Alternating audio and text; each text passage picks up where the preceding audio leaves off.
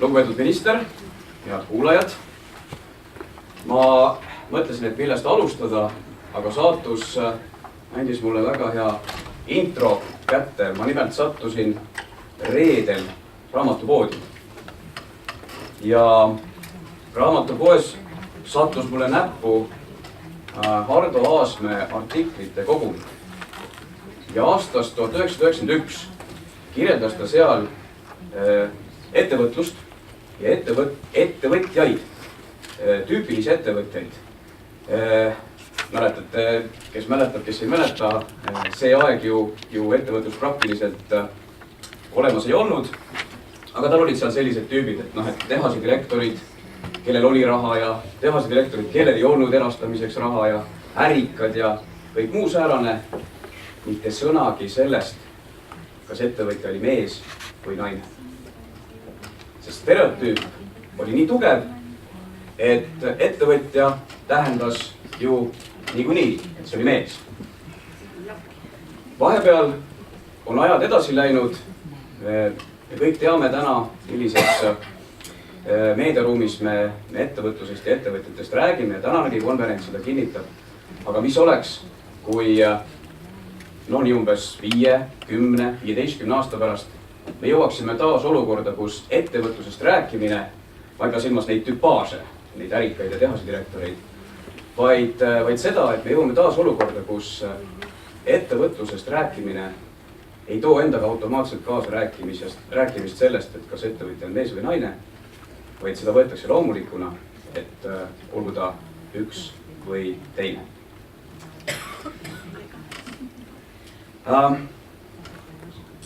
Ja siit võikski siis ametlikult sõna võtta, et kui veel 20 aastat tagasi sai väita, et Eesti meedia, naiste käsitlus, peegeldab ühiskonnas levinud arusaama tööjaotusest meeste ja naiste vahel, kus prototüüpne juht on mees ja naisele jääb kas toetav või dekoratiivne funktsioon abikaasana või sekretärina, siis hetkel aastal 2017 on minu arvates meediaruum ja ühiskond tervikuna on igal juhul liikunud märkamise ja võrdsuse poole.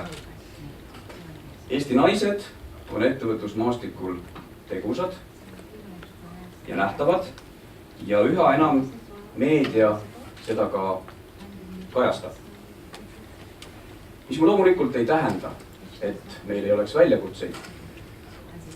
Eesti on kaugel, olemaks riikide võrdluses soolise võrdõiguslikkuse esiotsas, millele viitab väga teravalt ka meie Euroopa Liidu liikmesriikidest suurim palgalõhe. Aga vähemalt on meie ühiskond jõudnud arengujärku, kus soostereotüüpsed käsitlused ja kommentaarid mõistetakse üha avalikumalt ja jõulisemalt hukka.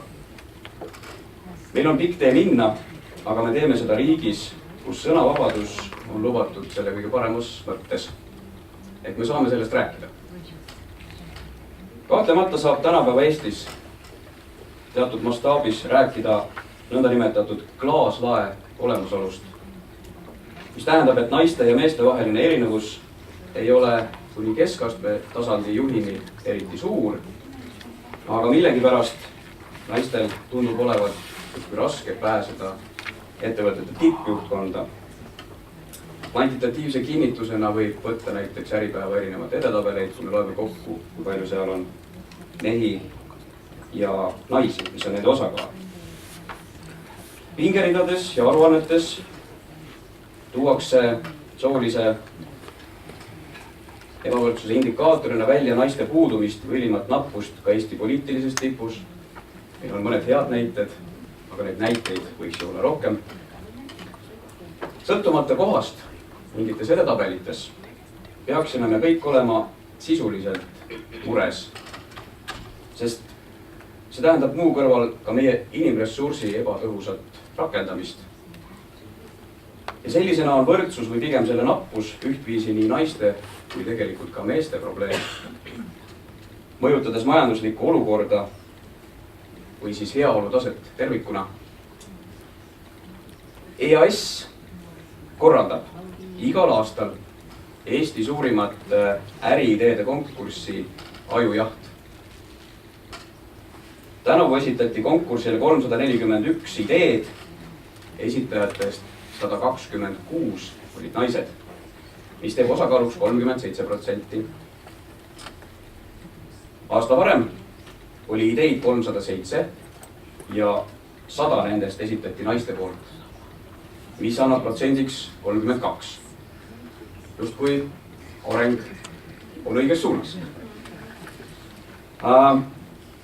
Ajujahi finalistide hulgas näiteks on viimase 5 aasta jooksul olnud naiste osakaal 23%.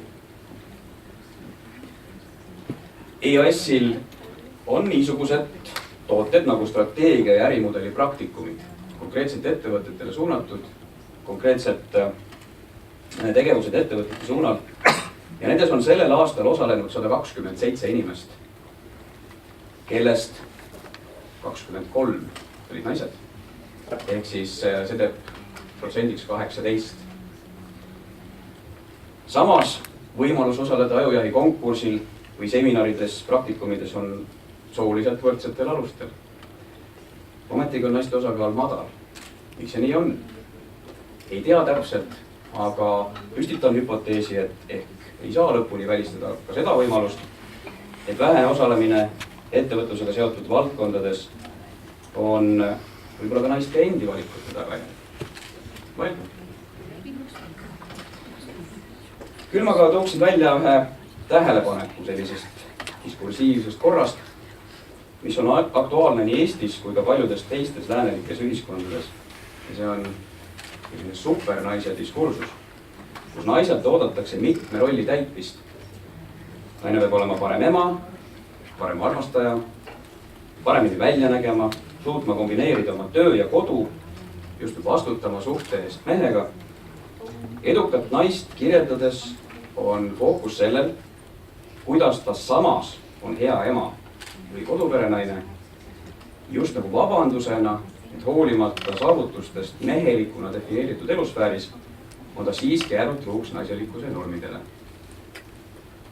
Niigi juba topeltpäeva normiga koormatud naise mallile on lisandunud supernaise ideaal, kes teeb karjääri, on perfektne perenaine ja täiuslikult kaunis. Kui naise puhul võetakse nende edukust kahel rindel iseenesest mõistetavana, siis meestega seoses leiab see kiidusõna kui eriline saavutus või obelus. Aga aastal 2017 ei peaks tööl või kodus või ükskõik millises kontekstis lähtuma ideaalidest, mis on ajale tegelikult jalgu jäänud. On aeg konstrueerida tänapäevased dominantsed ühiskondlikud väärtused, mis ei sisalda patriarhaalseid arusaamu soolisest erinevusest, mis on peidetud normaalsuse kontseptsioon. Ka täna võtavad siin üritusel sõna 2 naist, kes on hiljuti tunnustatud kui valdkonna parimad. 2017. aasta noor ettevõtja Tere Kristel, Kristel Pruustük ja aasta disainer 2017 Helene Vetik. Eesti Vabariigis on palju võimekaid naisi, kes oma sõna ja teoga annavad eeskuju kõikidele põlvkondadele ja kogu ühiskonnale. Sellest eeskujust on täna juba räägitud. Ja meenutagem kas või Kristeli tänukõnet parimate ettevõtete galal, kus ta ka julgustas naisi ettevõtjateks hakkama. Naised võtavad võrdõiguslikkuse teemal üha enam sõna ja üha enam peavad seda tegema ka mehed, nagu ma siin praegu teen.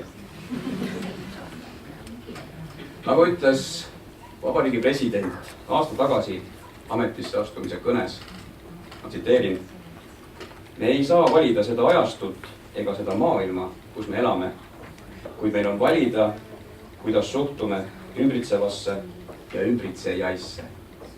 Tsitaadi lõpp. Ainult nii saab muuta ühiskonna väärtusi ja muutes ühiskonna väärtusi muutuvad ehk naiste endi valikud. Ma soovin kindlasti, et juba järgmisel ajujahi konkursil näeme senisest rohkem naiste esitatud äriideid ja kõikides meie ettevõtmistes kohtame me üha enam ja enam naisettevõtjaid. ja ma usun, et selle üleskutsega ongi sobiv lõpetada. Ma soovin teile inspireerivaid arutelusid ja julgust olla nii tegudes kui sõnades eeskujuks kogu ühiskonnale. Aitäh!